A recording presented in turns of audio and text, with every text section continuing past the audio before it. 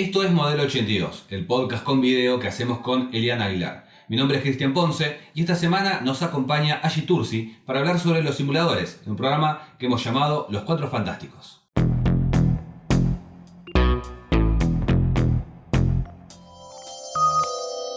Bueno, la idea de hoy es hablar, después vamos a entrar un poco más en detalle que es para cada uno de nosotros, sobre la serie de culto argentina. Una serie que pasó la frontera de cualquier cosa de culto. Después discutamos qué es ser de culto, ¿no? Pero bueno, para mí que es Los Simuladores.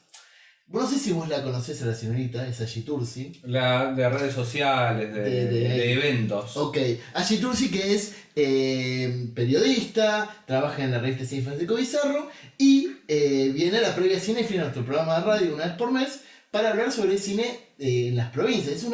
Es una educada en el cine argentino.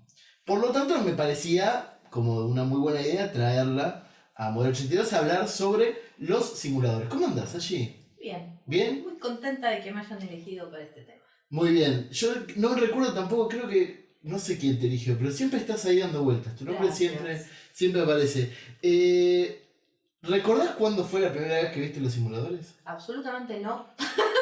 Okay. Y es más, volviéndola a ver ahora, le pregunté a mis viejos en el chat de la familia si se acordaban y empezaron a tirar un montón de anécdotas que no tienen nada que ver, pero no, ellos tampoco se acuerdan.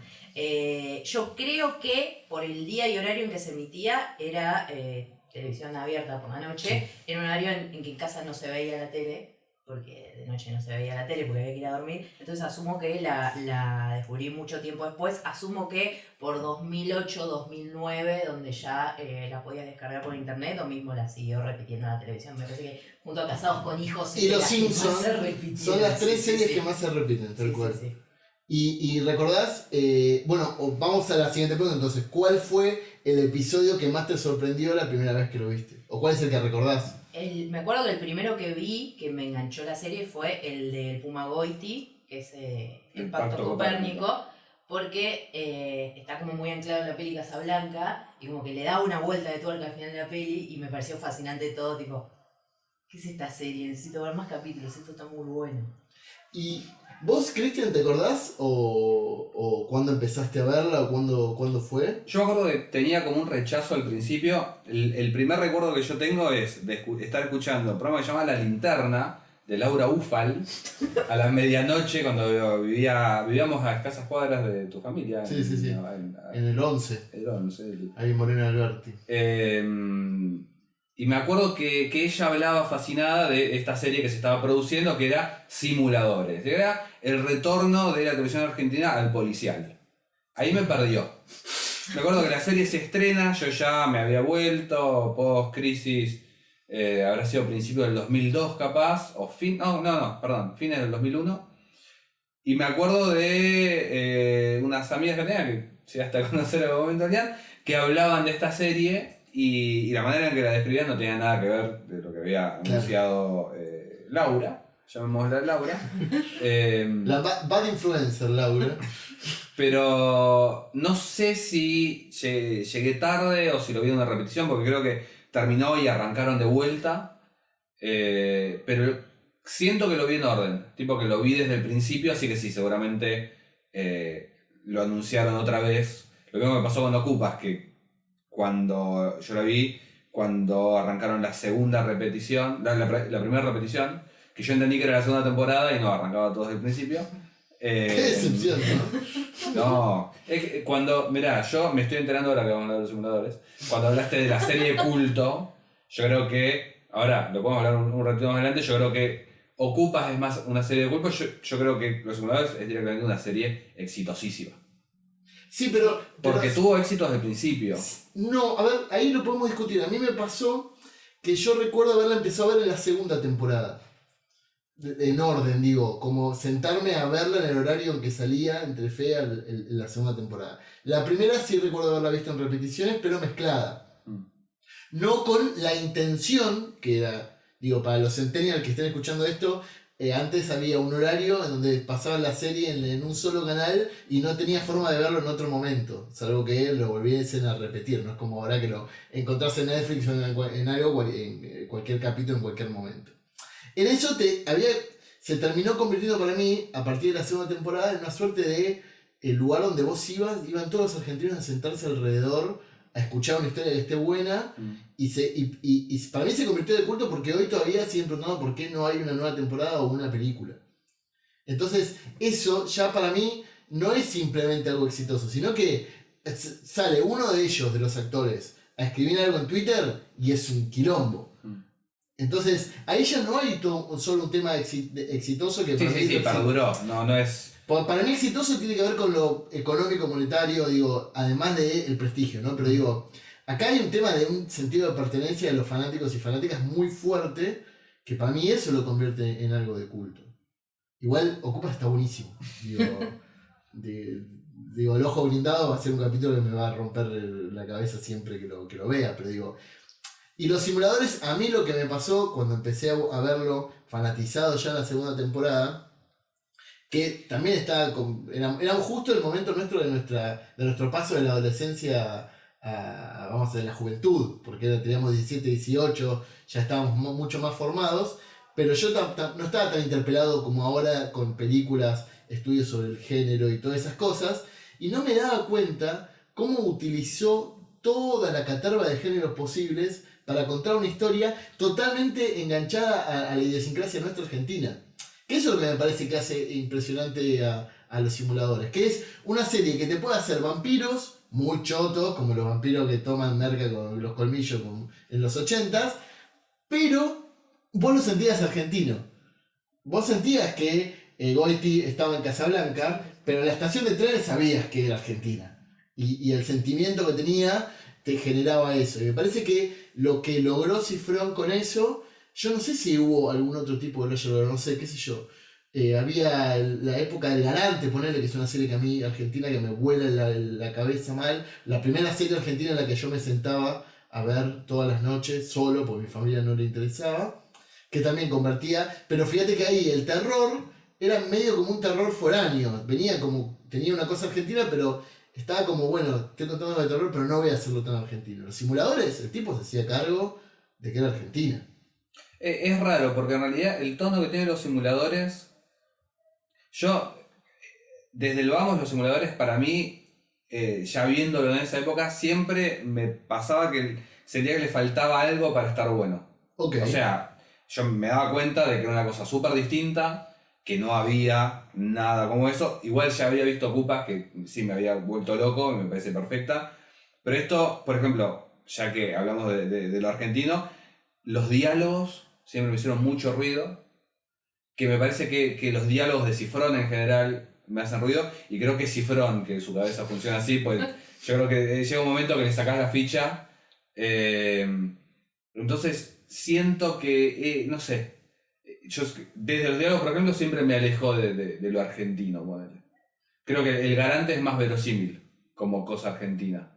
Okay. Pero que entra también en otra tradición. El Garante me parece que es como algo de los 80, producido en los 90. Tiene esa onda de, qué sé yo, de, ¿cómo se llama el cómic del barrio que pasan cosas locas Parque acá? Chas. Parque Chas. Tiene esa onda de medio... Nacional Cruz y el Lobo también un poco, en el tono.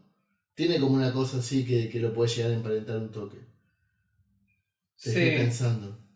Porque aparte te gusta. No, sí, pero Nazareno tiene como la cosa del campo y eso. Pero el Garante, terminamos hablando del Garante, pero el Garante tenía esta cosa de casas bajas que te remitía, te sacaba de la ciudad. Vos no estabas en una historia de la más ciudad. Urbano. Claro, había capítulos donde vos lo veías a él en el microcentro y qué sé yo, pero estaba hecho para que vos te dé la atención del microcentro, por ahí decirlo. No. ¿Vos allí creés que... ¿Crees en Dios? venía a hablar de otra cosa, chicos. No me preparé para esto.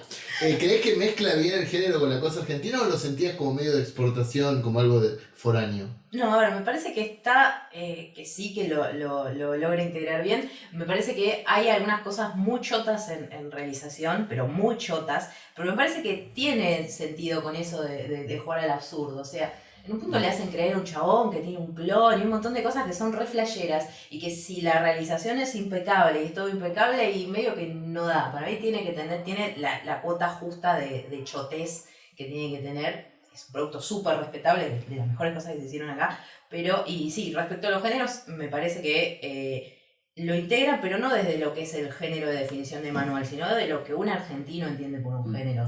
Mira. Me parece que se agarra más de las cosas que nosotros vimos o las cosas que nosotros hicimos como argentinos, y eso es lo que está bueno. Y en relación con Ocupas, me quedé pensando en eso, me parece que se relaciona con el espectador de manera diferente, porque Ocupas es como un mundo que medio espías.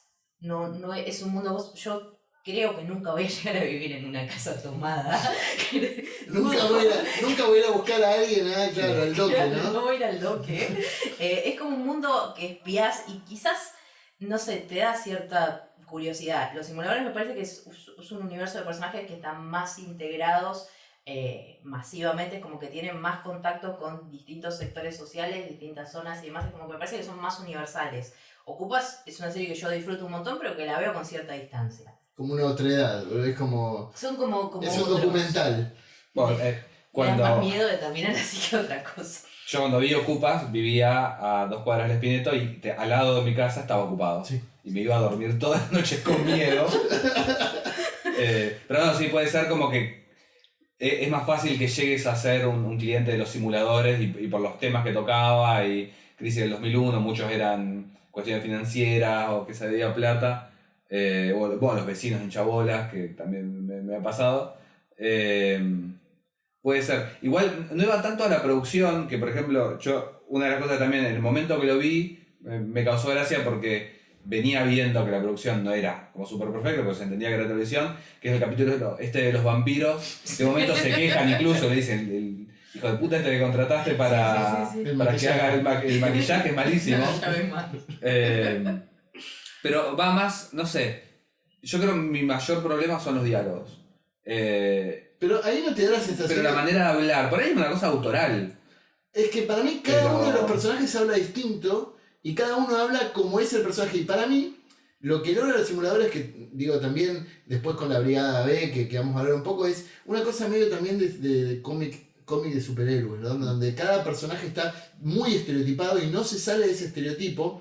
Y vos hoy podés creerle a Batman decir santa cosas porque el personaje te permite eso y se repite todo el tiempo. Entonces le crees a Lampone como habla cuando habla, porque hablan cada uno de una manera que roza lo absurdo. Vos no hablás con una persona así. Sí, Digo, podría ser hasta ahora que estoy pensando, ahora me gusta. No, estoy pensando en Tarantino. Porque yo me acuerdo que a mí me hacía mucho ruido el último capítulo, que se va esta banda de cumbia y que dice aguanten los travestis. Es como, yo ahí decía, claro, este tipo, Cifrón, su cabeza funciona así, que después cuando veía las películas, yo no sé realmente, pues tampoco lo he escuchado mucho, sé que ha hablado así sobre las diferencias sociales, no sé qué tan reaccionario es, pero es como, yo creo que él también, como vos ves de afuera Ocupas, él ve desde afuera a la humanidad o a la clase sí, media. por lo que cuentan las anécdotas de él, es un chabón que está a otro nivel mental también, Que es y medio- por ahí es como el Superman ese que dice Bill de Kill Bill, que bueno, es su idea de cómo es la gente. Claro. Por ahí en ese sentido también me hacen ruido los diálogos, porque siempre es como algo que no te lo terminás de creer. Pero bueno, lo que me surge de esta charla es eso, que por ahí, nada, el chabón está armando su universo. Es que para mí es eso, porque digo, Ravena habla como Ravena, no habla como Lampone. Y vos lo escuchás a Ravena y decís, y yo no sé si conozco. Y después pensás y decís, no vamos a nombrar gente, pero digo, ves alguna gente extraña en el mundo Sí. que termina siendo un personaje de sí mismo cuando vos lo encarás. Entonces es como, siempre pienso que es como cuando, viste que los cantantes no hablan, no cantan como hablan. ¿Viste? Porque impostan, ¿viste? Entonces, Sandro sí. bueno, si Sandro estaba muriendo, necesitaba un respirador, porque si no, no podía ni hablar. Pero digo, también me parece que hay un poco eso, y creo que lo que logró Cifrón con los simuladores es que ese verosímil se termine de establecer. Y que a uno no le importe tanto. Es como, a nosotros no nos importaba que los dibujos hablen en neutro, digo, y nosotros no hablábamos en neutro. De la generación que siguió después, sigo escuchando a los pibitos y te hablan todo en neutro. Y decís, ¿por qué niño del demonio habla así?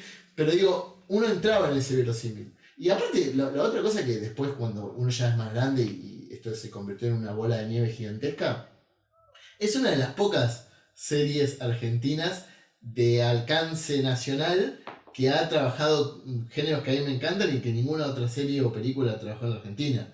Bien o mal, pero digo, hasta incluso desde la comedia, el capítulo de las ballenas, o sea, yo estaba, no podía más.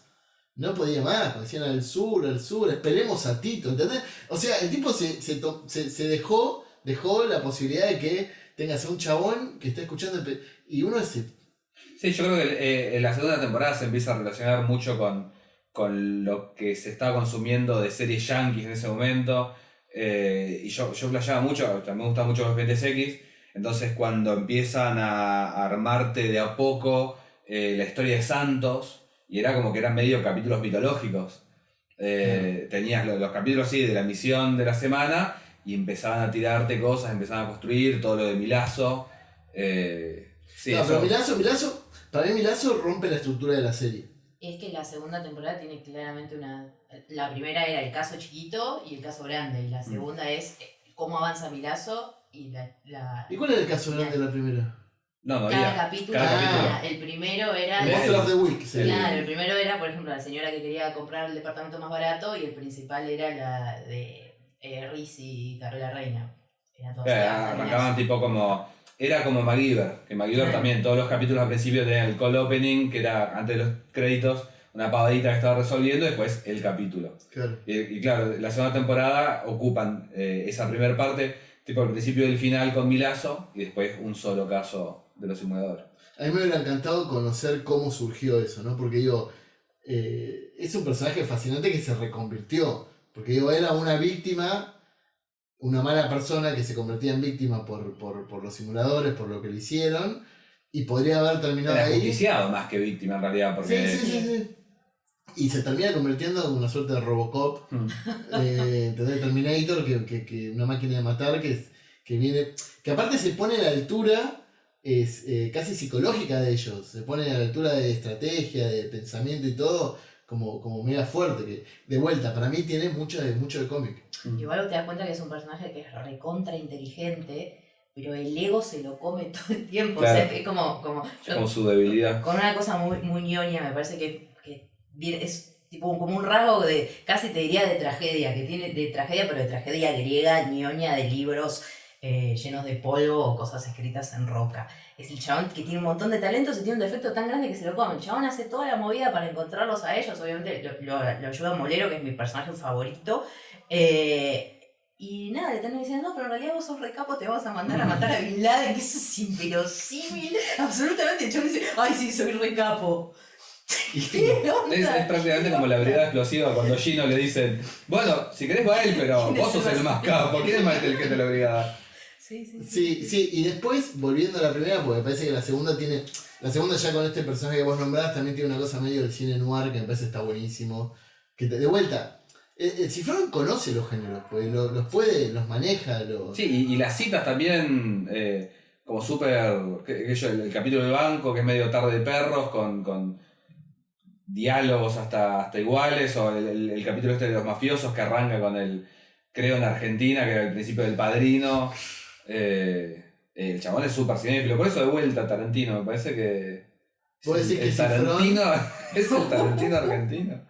Yo creo que no. Me dejás pensando. Y lo que todavía no termino de entender es cuál es el público al que apunta. Porque digo, hay nuestra generación, obviamente nos interpeló porque estábamos justo en ese momento de consumo, un momento donde empezó a ver, era el momento 2002, ya estaba Lost. No, todavía no. Lost sale de 2005 creo. ¿Qué había en ese momento? No había... Los Expedientes X, NYPD Blue. Las series creo que estaban menos sectorizadas y medio que podías ver cualquier cosa. Ahora el Geek, ponele, tiene 1 millón de series en Netflix para ver de ciencia ficción y podés ver solamente eso y ver las películas de Marvel y no ver absolutamente nada más. Antes, por ahí, nada, mirabas lo que había en la tele porque si no tenías que salir a vivir o algo. No se veía la primera. Y veía CSI, qué sé yo, ahora CSI quedó relegado a las madres por ahí, tías. Pero veías cualquier cosa y me parece que ahí llegabas a los simuladores, cualquiera lo miraba. Porque tenía los guiños al cine clásico por ahí por la gente más grande o los cinéfilos, ponele. Claro, Pero era divertido. pero si vos hoy empezás a ver a la comunidad que, por ejemplo, tiene Twitter. Obviamente Twitter es una porción muy chica, pero digo, bueno, es una muestra significativa. Hay mucho pibe joven fanático de los simuladores, que lo ha visto en Netflix, que lo ha consumido en otras plataformas. Pasa que tiene algo que ellos mismos en alguna oportunidad dijeron por qué funcionó tan bien. Ellos creen que porque Argentina es un país y es un tipo de gente que siempre va a tener un problema, que va a necesitar tener una solución de ese tipo. La financiera y demás, y el argentino por un poco de idiosincrasia y demás, como que siempre estás pensando cómo hacer una manganifa para zafar algo. Entonces eso excede al público del momento en que salió la serie. Es como que siempre vamos a tener esa cosa de viveza. Por eso quizás no funcionó tan bien en otros países. La versión de Chile es como que dijeron, bueno, chao. Claro. Uno era Vicuña. En Medina, tipo. Claro, sí, no le creo nada. Por eso, además de esas cuestiones, yo creo que y sigue sumando fanáticos por eso, porque por más que veas que visualmente quedaron viejas las cosas, porque quedó vieja, ya creo que quizás era vieja en el momento que salió con una cuestión de presupuesto, que había cosas que eran chotas, la seguí viendo por una cuestión temática y me parece que hasta el día que el argentino cambie su cabeza y empiece a hacer todo por derecha y deje de tratar de buscar ventaja, la serie va a seguir funcionando. Sí, no va a pasar nunca eso. Por eso. No va a pasar. Yo recuerdo, por ejemplo... Igual, perdón, sí. también tiene dos... más allá de los casos particulares que resuelven, tiene dos influencias súper fuertes, Brigada A y Misión Imposible, que es como que le falta la vivada a ellos. O bueno, yo me acuerdo cuando vi la tercera gran estafa, que no me acuerdo cómo se llamaba, Ocean's 13, Sí. que eso era los simuladores. Sí. Porque era incluso ni siquiera era para hacer un robo, sino era para vengarlo a uno que Al Pacino lo había cagado, era el padre de Ross de Friends, me parece. Nada, me parece que por ahí tiene ese elemento de la vivada, por ahí un poco más, pero el elemento ese de justicia y de que haya un grupo que te va a solucionar los problemas, pues eso sí, problemas tienen. Bueno, todos. pero y ahora me encanta, pues me hacen pensar, era un momento de la Argentina en que necesitábamos justicia y alguien que vengue la situación que está atravesando. No, pero el es país. la de la Odisea de los Giles. Yo creo que hay, por ahí no en cine, fue televisión, pero cada tanto aparece en los medios argentinos la catarsis, la manera de... en los 90 me acuerdo de salir esa película de mierda de que los viejos se robaban el tren, que están todos los viejos famosos, que era Lupi, Alterio, Pepe Soriano y estaba Gastón Pauls. Sí. Y era una de esas películas que la gente iba y decía, ay, que la vi, la disfruté, y Menem es re malo. Entonces no eran progres. Sí, no sé cómo se todos los llamaba. que dicen voy a ser como bombita. Claro, bueno. Y yo creo que los simuladores por ahí entran en eso también. Pero no buscaba, digo, no era... No apuntaba tanto a la crispación. Claro, pero... claro. No, pero no lo había pensado, justo en el momento, digo, necesitábamos darnos vuelta, como así, durante la época de la guerra, de la primera y segunda guerra, se consumían muchos cómics, pues, viste, necesitaban encontrar a los héroes de alguna manera, en este caso también pueden ser los simuladores, los héroes que nadie esperaba, no sé. Sí, bueno, justamente, y los... Por ahí eso es lo que confundió a Laura Búfalo originalmente, que decía que era policial. Acá los superhéroes nunca funcionaron. Vamos a ponerlo como hashtag en este episodio, porque ya lo nombramos 1000 veces. Yo creo que Laura los superhéroes nunca van a pegar en Argentina con una construcción verosímil de que haya un superhéroe acá. Pero esto quizás es lo más parecido. Pero pregunté, a ver, avisarle lo que están terminando de editar Mengano, boludo, porque se gastaron un dineral. Pero no es un superhéroe, es un tipo loco, de es un tipo, barrios. podría ser tranquilamente, es el loco este que era la abeja, el capítulo de los simuladores. Es una persona, claro. Y que ellos también son eso, son personas que tienen más o menos desarrollado un skill de algo. Digo, Medina, que es el que investigaba, antes era periodista. Cualquiera que tenga formación, dentro de todo, puede empezar a laburar eso. Y es más, ni siquiera tenían guita, porque la guita lo ponían los clientes. O sea, Sí, igual siempre eso fue raro, porque era... Sí, y cuando ya te había hecho el favor, te decía, te voy a tener en cuenta para otro operativo. La puta madre, ¿qué sabes? Tenías el alma del diablo. Sí. Bueno, ok. Sí, es cierto. Y después me acuerdo, no sé si a ustedes les pasó, que me sentí también bastante empático con el episodio justo del nombre de la abeja, el del nene. Me parece, no sé si es el mejorcito. A mí me gustan los vampiros porque me parece hiper bizarro. Ese y el del globo, porque me encanta Julio Verne. Y el del globo. Yo creo que tenía algo para todos. Era una serie que con algún capítulo te ibas a enganchar. Tenías el de Sherlock Holmes, el de la vida de Santos, el del robo al banco. El de Paul McCartney, El de Paul McCartney. Genial. ¿Por qué termina tirándole la goma? Es como. Porque es el ídolo de toda tu vida, se te para de la... Es lo mínimo que puedes hacer, boludo. Es como, uno lo piensa y digo, en esas cosas era bastante disruptivo para lo que había en tele en ese momento. Está bueno tener la posibilidad de hablar de los simuladores con Angie, con una mujer, porque es un poco machista la serie. Digo, recién estábamos hablando de algo fuera de la grabación y se me ocurrió decir, todo lo de Ravenna, poner que salía con 80 mujeres, que se veía que era raro. Uno se reía porque en ese momento era el momento donde Tinelli cortaba la pollerita, digo, eran otros momentos. El año pasado ese. Pero digo, era otro momento, pero era extraño. Que sean 4 varones, que la mayoría que todos los de la brigada B sean varones también. Igual hoy, yo viéndolo puntualmente a Ravenna con perspectiva, el chabón es como que es muy capo. Yo lo voy a defender. ¿Por qué? Porque mantiene una relación poliamorosa absolutamente consensuada. O sea, todas las minas viven juntas, es como recontra responsable afectivamente, y no como otros que son un quilombo y se la dan de deconstruir. Yo en ese sentido lo banco, me parece que es un personaje que sí fue quizás el menos estereotipo, porque si hubiera agarrado un estereotipo como Santos de pronto, iba a ser un mujeriego y ya. Claro. El chabón como que me parece que es bastante consciente, tiene sí una serie de miedos y de limitaciones que lo hacen, asumo yo, comportarse como se comporta, pero en ese sentido me parece que no es tan machista la serie. Hay el hecho de que ellos sean 4 hombres, a mí también me empezó a hacer ruido, pero según ellos mismos cuentan, los 4 actores estaban como podridos de depender de un productor que los llame para laburar, y empezaron a hacer un proyecto entre ellos. Okay. Ahí se juntan con Cifrón y Cifrón les dice, tengo esta idea. Inicialmente estaba la idea de meter una mujer, pero es como que ellos eran amigos hace un montón de tiempo, tenían una química, y si traían una piba de afuera que no los conociera y demás, como que decidieron preservar eso. Podría haber estado de la piedra. Podría haber estado en la piedra, que además desapareció. Hace mucho que no la veo en ningún lado, pensando, ¿qué estará haciendo Andrea Pietra? Fíjate que poner el hashtag de Andrea Pietra junto con el Laura Bufal, está muy bien. Y supuestamente, creo que Delia contó hace poco que hicieron un piloto por una versión italiana, donde eran 4 chavales y una mina, y que no pasó de piloto. ¿Por la mujer?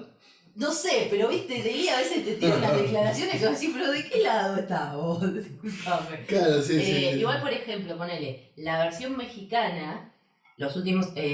la primera temporada es igual que la de acá, la segunda temporada como que a Milazzo lo despachan a mitad de temporada y siguen con otras cosas. En el último capítulo, el último capítulo es doble. El personaje de Ravenna, que ya no se llama Ravenna, conoce a una mina que supuestamente es actriz, la hace formar parte de los operativos. La mina le gana una partida de ajedrez a Santos y Santos dice, bueno, esta piba la tiene clara, la voy a empezar a tener en cuenta. La mina organiza un operativo en el que Santos muere. La versión mexicana Santos muere. Es del 2009, si alguien estaba interesado en verlo ya caducó el spoiler porque ya lo conozco hace un montón. Y es de día también, ¿no? No, de día de Santos en la española.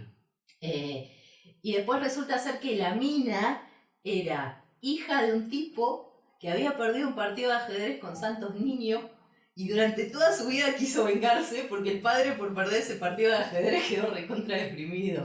Y después te das cuenta que obviamente que Santos no estaba muerto, que le habían simulado todo, o sea, habían hecho la gran casa de papel, que ya el profesor ya sabía lo que iba a hacer la mina. Claro. Bueno, y eso me parece más machista que la Argentina, porque cuando viene una mina, viene para romper el grupo, claro. Y es la Yoko Ono. Y hacen el chiste de Yoko Ono, porque ese capítulo tiene que ver con los Beatles. Ah, ok.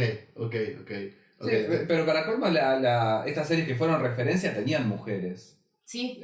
Brigada A tuvo mujeres, al principio por lo menos. Misión Imposible seguro. Siempre. Pasa que era también, en Misión Imposible era como, bueno, es la cara bonita. No, la cara era la esposa de Martin Landau, no me acuerdo el nombre de la actriz, no, ella era, después por ahí, cuando hubo varias. Tiempo, sí. Pero y acá incluso yo no sé cuánta gente a la que ellos ayudaron era mujer. siempre, ahora estoy pensando que eran dos hombres. O por lo menos, si era una mujer la que pedía ayuda, no era la protagonista del capítulo también. Tampoco. Claro, es verdad, es verdad. Quedaba aquello, Mónica Villa, era. ¿Cómo se llama? El de los clones. Luz Luque. Claro, y te centrás en Luz Luque, Mónica Villa aparece al principio, al final, nunca más.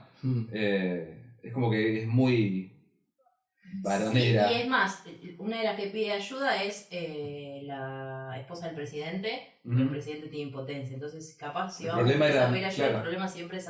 O sea, los hombres son problemáticos. No, bueno, pero está hecho, sí, qué sé yo. Obviamente nosotros somos progres, clase media, blancos, estamos en la parte fácil de la vida. Pero también digo... No la sufrimos como si fueran... No, pero también siento que tiene, para mí, siempre cuando uno revisiona cosas, es como para mí tiene, yo lo siento machista por esto mismo, porque digo, no hay mujeres protagonistas, aunque sea del caso en particular. Siento también que tiene algo de reírse de los gays también. Sí. Tiene una cosa medio vetusta. Sí, supuestamente el mexicano, o sea, es una caricatura horrible, es un personaje... No solo de los gays, sino de los mexicanos. Sí. Bueno, pero en ese sentido, para mí es mucho más racista la serie que otra cosa. Sí, pero tiene como para mí, por eso digo, ahora que vos me decís, es cierto lo de Ravena, que tiene una relación poliamorosa y que realmente estaban todos al tanto y todo estaba bien, pero por ejemplo, el caso del mexicano era uno que ni siquiera se hacía cargo de la gay. Sí. Peor, ¿entendés? Es como... Pero ahí no lo pensás como... O sea, él después aparece en otro capítulo, pero no lo pensás como que también colateralmente lo ayudaron a él a aceptarse y a, entre comillas, salir del closet. Puede ser. Lo podés pensar desde muchos lugares. Sí. Igual yo lo admiro mucho a Martín Ziffel, como quedarse con cara de piedra cuando el chabón le está pidiendo un piquito. ¿Cómo hace para no reírte? No, pero deben haber hecho 80.000 tomas. Es increíble. Deben haber hecho 80.000 tomas. De los 4, ¿cuál es el personaje que más les gusta? ¿Y por qué? Yo creo que Ravena. Sé el que... Creo que el único que no me gustaba era Lampone. No sé si es un problema con el actor, con el perro que tenía. Pobrecito. Pero creo que Ravena o Santos. ¿Pero por qué? Porque digo, Ravena es cara, es fácil, porque es como el que tiene onda, el que hacía la... No, me parece que era gracioso, era divertido. En el momento que la vi me causaba mucha gracia eso. Medina nunca me cerró mucho. Y bueno, Santos porque iba agregando esas cosas que eran más de serie yankee o serie más tradicional de la mitología y no sé. Creo que Medina nunca te cerró por macrista, decir las cosas como son. No, vos decís... ¿Cómo es la división? Porque son 2 y 2, ¿no? Como que hay 2 que son muy amigos y otros 2 que son muy amigos. Y hay 2 que son bastante macristas. Y otros sí, que no. por lo que estoy escuchando de ustedes, Delia y Ziffel serían los macristas. Sí. Y los otros dos los kirchneristas. La grieta de los simuladores, los peronistas, más bueno. Es verdad, no lo había pensado así nunca. Pero me da la sensación que Peretti es más peronista que kirchnerista. Sí. Igual. Sí. Para mí es como Es el peronista. Sí. Vos, allí, ¿cuál es tu personaje preferido y por qué? Mi preferido es Santos porque es todo lo que no voy a poder ser yo nunca. Un chabón recontra inteligente, recontra fino, recontra culto. Tipo, quiero ser eso, puedo ser eso cuando sea grande, pero no Macri. Y eso, pero no Macrista. Y creo que el que no me cerraba al principio era Lampón, era como que, no sé, lo sentía fuera del grupo. Y después en la segunda temporada, cuando empiezan a jugar con que él también está teniendo un complejo de estar fuera del grupo, meten toda la secuencia de que le hacían bullying en el colegio. Ahí como que empecé a empatizar más y a mí particularmente con el perro me compró. Si no me termina de cerrar la persona y tiene un perro, está todo bien. Entonces, no, pero es como, pero hay algo como nadie le pregunta a Lampone cómo está. A ver, está bueno eso, digo, me parece que es como para mí. Es casi una carta de amor a los productores. Sí. Porque es como, bueno, este chabón consiguió todo. O sea, toda esta misión, siempre que queda bien parado, es Ravena, porque es el que todas las luces están encima de él.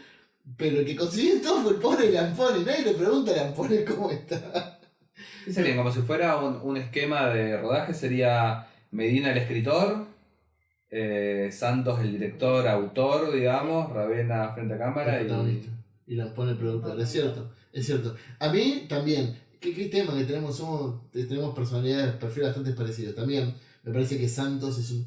Y a mí lo que me gusta de Santos es esta cosa que vos decís que tiene medio de mitología, que para mí es el que termina de cerrar esta cosa estereotipada de producto que funciona, con el tema de pedir que le prenda el fuego para prender el pucho al final del Sin él no existiría Los Simuladores, más allá de que en la narración él lo creó, digamos, me parece que es la clave, como la clave de Sol que termina de setear el tono para que puedas comprar la serie. Porque él es muy europeo en su forma de vestirse, en su forma física.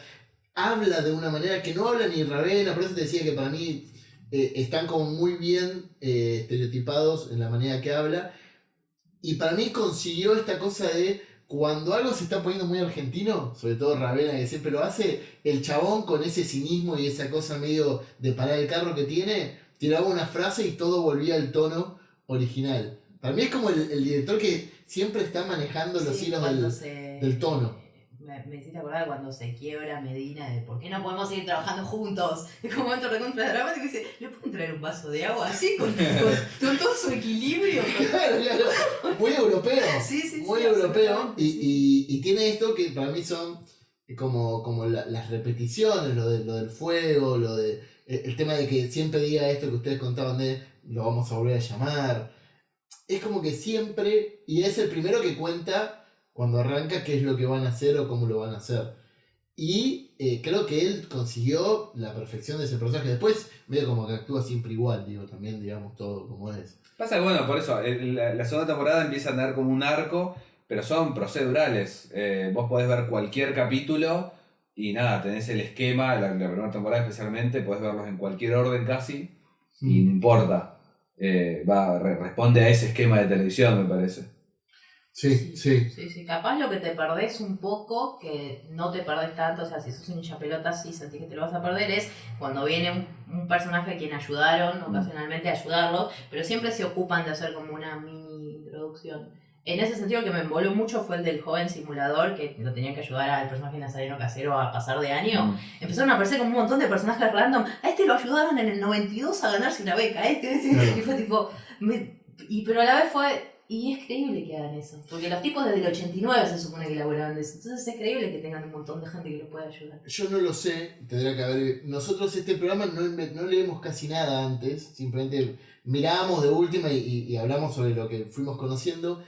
No sé cómo fue el proceso de guión, no sé si ustedes saben, o si había muchos guionistas y cómo de haber sido también manejar todo, porque ahora es muy común el showrunner que organiza todo, viste, como el director más conocido y luego se van haciendo el resto de los guiones. Acá había como una cohesión también. A pesar de que el tono de las historias, como cada género abordaba una cosa distinta, parecía que se podía ir, pero había como una cohesión completa. Y eso para mí tiene que ver con que había un laburo detrás. Yo creo que era Cifrón y tengo la idea de que... ¿Quién más? Había alguien más, que es alguien conocido. No sé si no era Medina, el de los paranoicos, que fue guionista. Es alguien como que tuvo una carrera después. Y Peretti también, hubo un momento que se puso a escribir. Pero ahora no me acuerdo. Qué bronca que Peretti tenga tanto talento, ¿no? Qué mierda. ¿Cómo? A mí me molesta, la gente tan talentosa me pone de buen humor. Porque el chabón tiene carisma, o sea, es psicólogo, es como, dale, chabón, trabaja de psicólogo. Si imagínate que vos vas a pagar por un psicólogo y aparece raro. No, pero no sabes si no es Máximo Cosetti, claro. Es un operativo y capaz te quiere sacar información de algo. Claro, es como no le cuento nada. No le cuento nada. ¿Cómo se llama la serie? In Treatment, la que estaba en terapia. En terapia. De guión no me acuerdo mucho, sí sé que es como que los nombres son los mismos capítulo a capítulo. Lo que sí sé es que habían hecho el piloto y un par de capítulos más y les explotó la bomba el 2001. Mira. Y ellos estaban creo que en Punta del Este, estaban grabando el capítulo de Osvaldo Santoro y la Politi es, bueno, no me acuerdo, Osvaldo Santoro, que hay unas escenas en un yate, qué sé yo, lo estaban grabando en Punta del Este, se enteraron que acá se pudrió todo. Y Y era tipo, bueno, se cancela el programa, porque Telefe no va a tener plata para pagar el programa. Y ellos empezaron a poner tarjeta de crédito y a pagar todo del bolsillo de ellos, hasta que se más o menos arregló todo y lo pudieron sacar adelante. Pero también está bueno, digo, conocer ese costado de que tenían tanta fe al proyecto que lo bancaron ellos mismos. Que para nosotros es habitual, porque siempre bancamos nuestros proyectos. Sí. No, pero a ver, que para mí hoy sea tan reconocido el proyecto es también parte de eso, de que ellos tenían un sentido de pertenencia y que ellos se pusieron al hombro.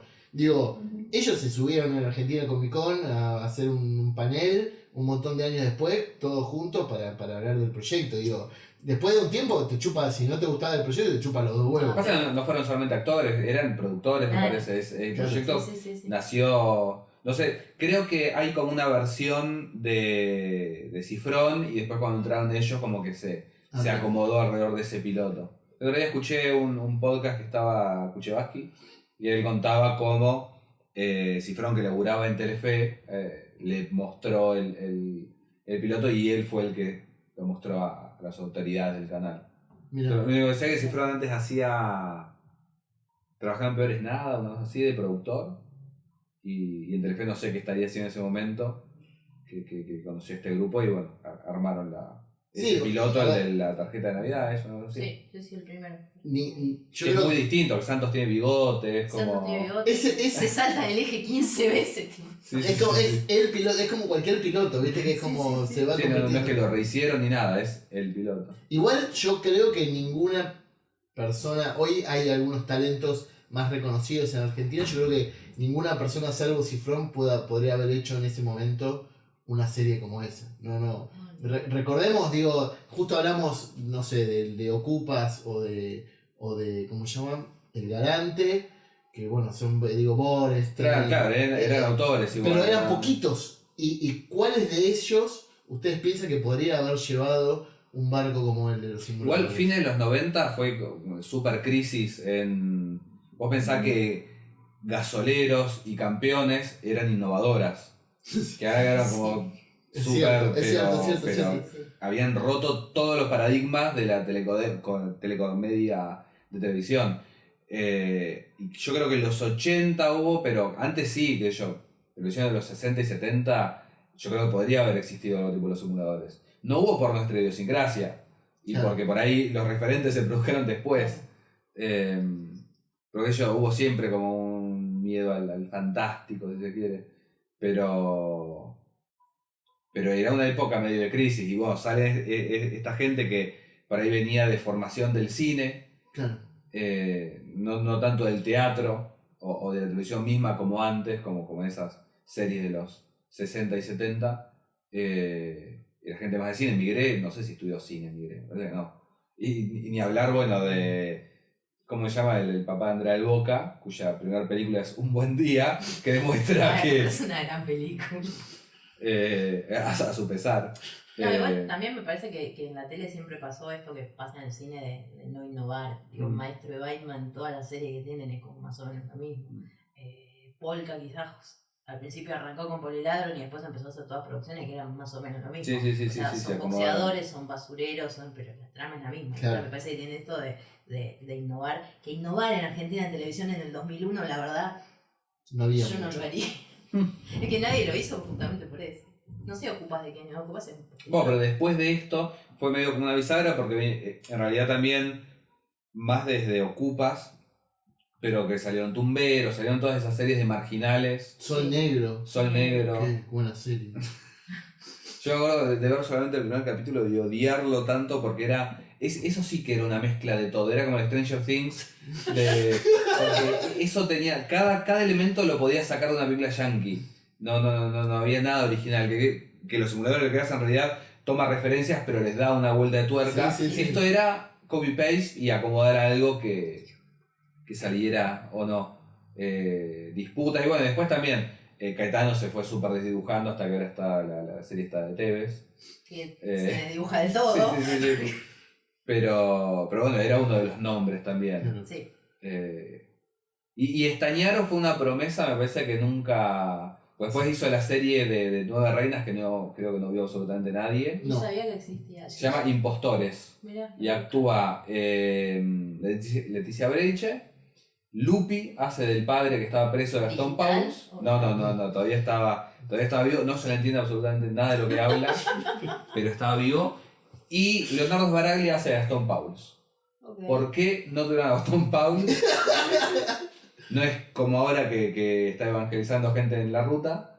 Sí, trabajaba, pero no sé, no habrá cerrado algo. No, algo no cerró porque nadie la vio. No, era para colmo, era cuando habían recién arrancado con estas coproducciones, creo que era tipo Telefe y Fox. No sé. Claro. Bueno, y ahora hizo esto del Gallo para Esculapio, que Está bien, no Me lo gustó. vi, pero sí, tengo entendido como que volvió. Sí, Sí, una sí. atención importante. Y volviendo a simuladores, su capítulo favorito y en ese capítulo favorito la escena de plano o algo, cosa que más recuerden.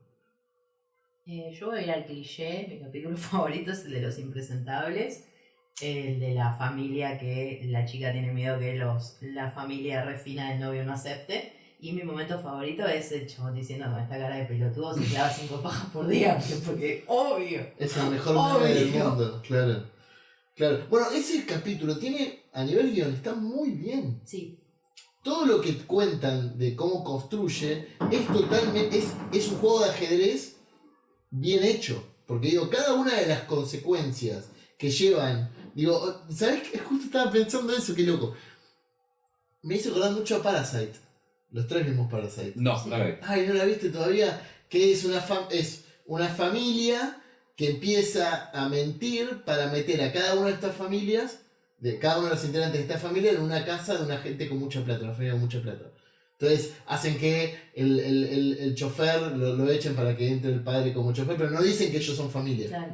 Son simuladores. Sí. Digo, Parasite es una película que podría hacerse en Argentina completamente, por la idiosincrasia, es el aventajero, lo mentiroso, sería. Y acá tiene mucho de eso, tiene esta cosa de que cada uno de los personajes que van a incidir en que finalmente la familia acepte, la causa y la consecuencia está hecho, es un engranaje perfecto. No, y además es un capítulo que las primeras veces que los vi me generaba muchísima tensión porque son completamente impredecibles los personajes. Vos, el padre, no sabes con qué puede saltar en cualquier momento y sin embargo se adelantan a eso y le ponen un par de reidores como para hacerlo quedar bien con la Ay, es verdad que llevan a los reídos, me había olvidado. Es buenísimo. Sí, parece que está mejor construido y tenés miedo que se vaya toda la mierda. Tenés miedo porque con la piba empatizás enseguida, es una piba que salió desde abajo, que está haciendo una carrera universitaria, que te va todo bien en su vida y mirá, esta gente no la puedo llevar. A mi familia le debe pasar lo mismo conmigo. Me tiene que llevar a algún lado, tipo, che, hay que llevarme. ¿Y vos, Chris?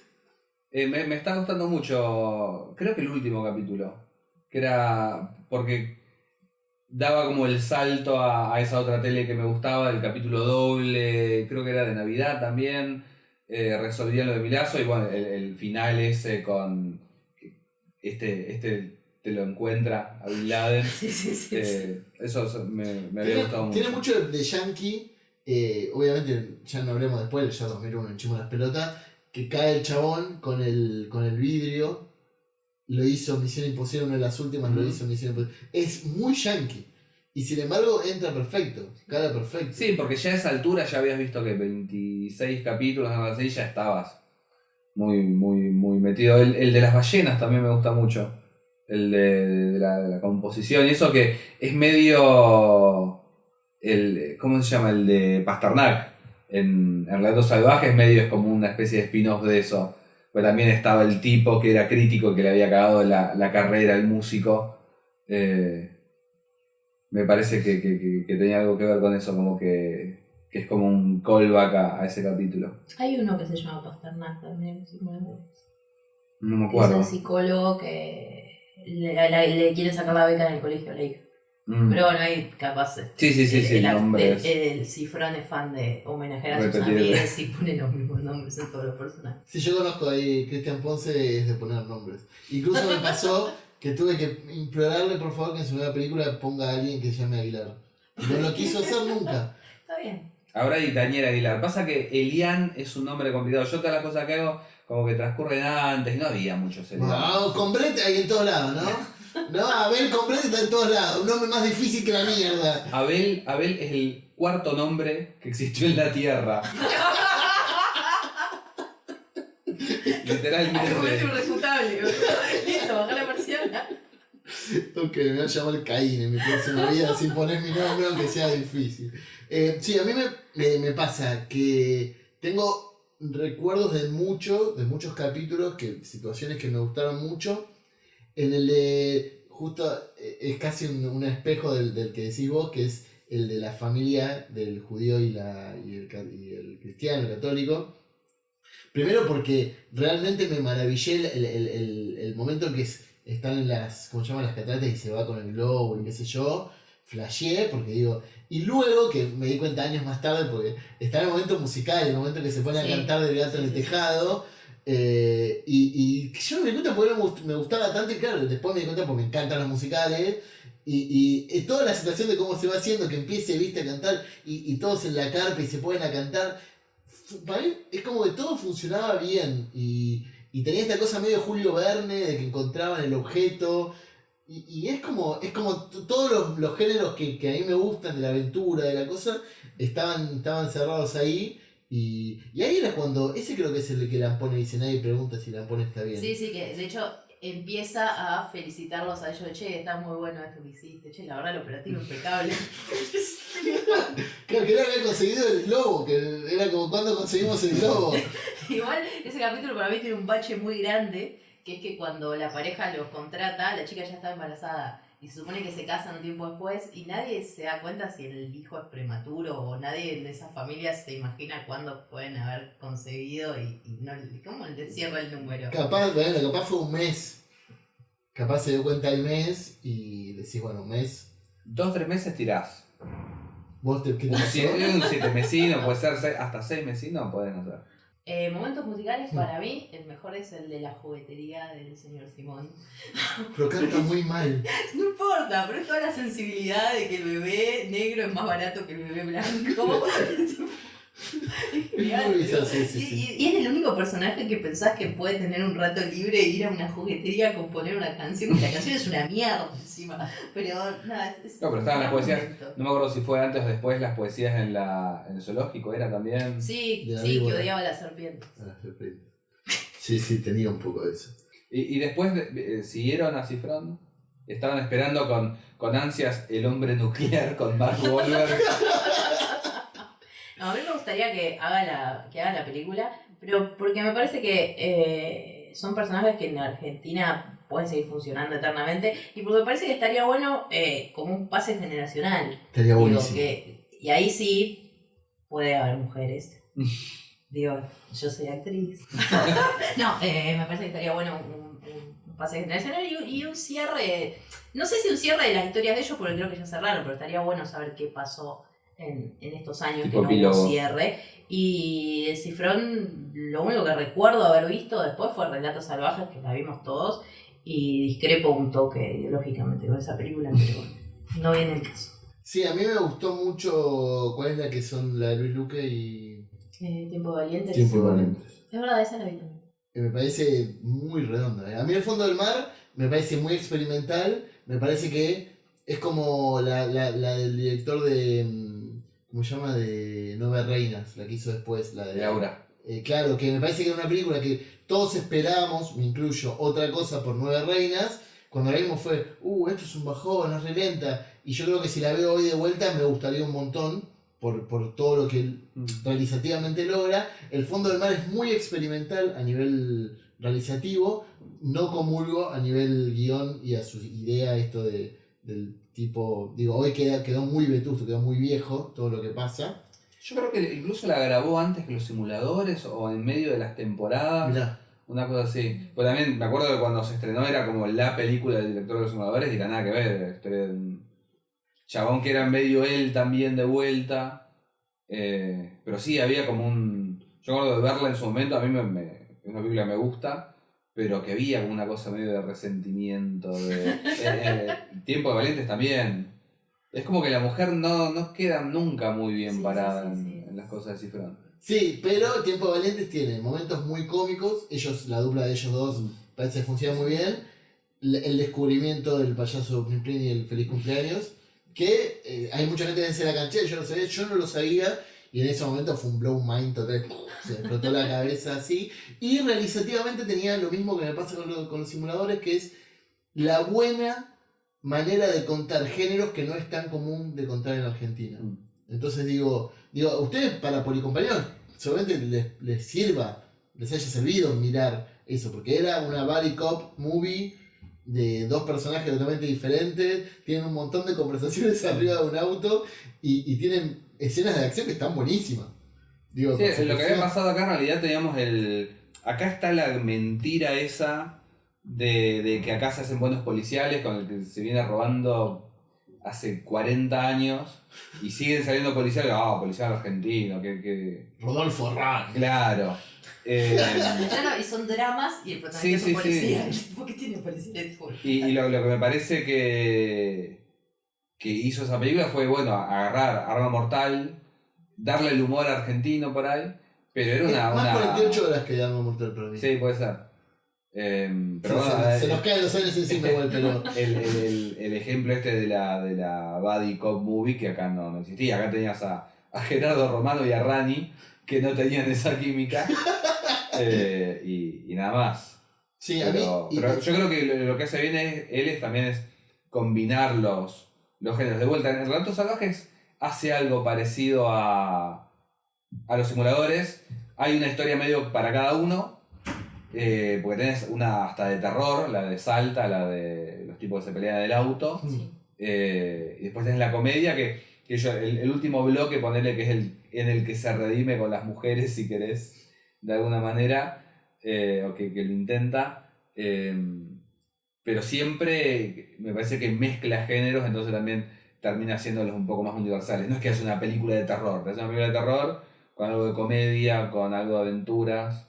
Bueno, eso por ahí lo define como autor, ¿no? Porque digo, uno, si conoces el género y sos pillo a la hora de contar la historia, ya conocés todos los lugares comunes del género. Y podés manejarte. Es como, acá en Argentina consumimos 80 vergas por mes de Estados Unidos de películas de terror que allá pasan en directo a video, que son cuadradísimas, que siempre pasa lo mismo que yo.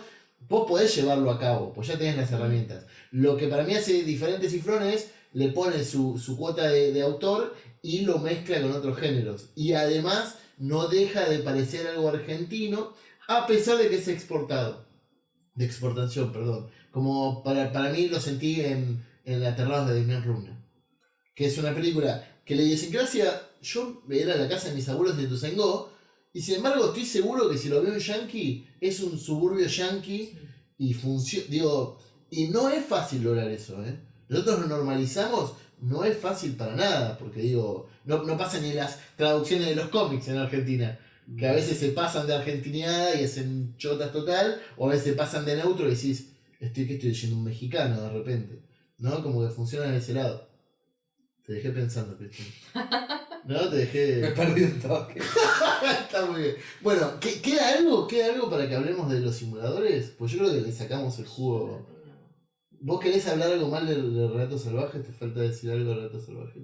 No, digo que Relatos Salvajes me parece ese tipo de películas que hacen que la gente, en vez de salir a romper todo, canalice su ira a través de los personajes que lo hacen, y en vez de salir a poner una bomba diciendo ¡ay, como bombita! Y sigue trabajando como un esclavo 12 horas. Digo, me parece que son esas películas como la Odisea de los Giles que amansa a la gente. Usted se tiene que arrepentir porque usted es generadora de memes, y para mí los memes son hoy la razón por la que la gente no sale a la calle. También. Sí, entonces, sí, también. Deje de acusar con el dedo al pobre Cifrón, que ahora debe estar... Va a venir la ONU a hacer un juicio por precrímenes contra la humanidad. Pero, soy una debilitadora social. Así es, pero bueno, si no queda nada, damos por terminado el 982 de hoy. Gracias Ashi Tursi. Gracias a ustedes. Por haber venido, por haber consumido los capítulos antes de venir, cosa que nosotros no hicimos. Lo hice hace 15 años. Está muy bien. Pero bueno, y te buscan como Ashi Tursi, ¿no? Por supuesto, @Gitursi en todas las redes sociales. Bueno, muchas gracias por haber venido. A ustedes.